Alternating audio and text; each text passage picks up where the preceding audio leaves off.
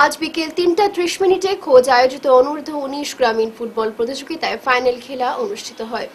এই খেলায় মাঝখাল এফসি বনাম বনতারাপুর এফসি দুই দলের মধ্যে খেলার পূর্বে খেলোয়াড়দের সাথে পরিচিত হন শিলচরের সুনামধন্য খেলোয়াড় কৃষ্ণ বাদুর ছেত্রী, বাহারুল ইসলাম লস্কর, দেবেন শুক্লবৈদ্য, সমর ঘোষ, কমরুল ইসলাম মজুমদার, গণেশ ভদ্র, সালে আহমেদ, উত্তম চৌধুরী, অতনু চৌধুরী। খেলোয়াড়দের সঙ্গে পরিচয় করলেন ক্লাবের স্পোর্টস সেক্রেটারি তাহিরা লস্কর, কামাল লস্কর, রোজমান খান, সভাপতি ডক্টর এম মাসুম, পনসারার পিসি দত্ত, সুরজিৎ সোম, সজল লস্কর, খোকন লস্কর, আহমেদ লস্কর।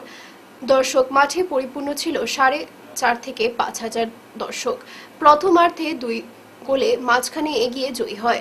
মাঝখানের হাতে পুরস্কার তুলে দেন আজকের অতিথি কৃষ্ণবাদুর ছেত্রী। প্রত্যেক খেলোয়াড়কে একটি করে মেমেন্টো দেওয়া হয়। আজকের অতিথিরা উঠিয়ে দেন। অংশগ্রহণ করতে পারে সেজন্য তাদেরকে আমি ধন্যবাদ এবং সাধুবাদ জানাচ্ছি, যারা যে 16টি টিম এখানে অংশগ্রহণ করেছে।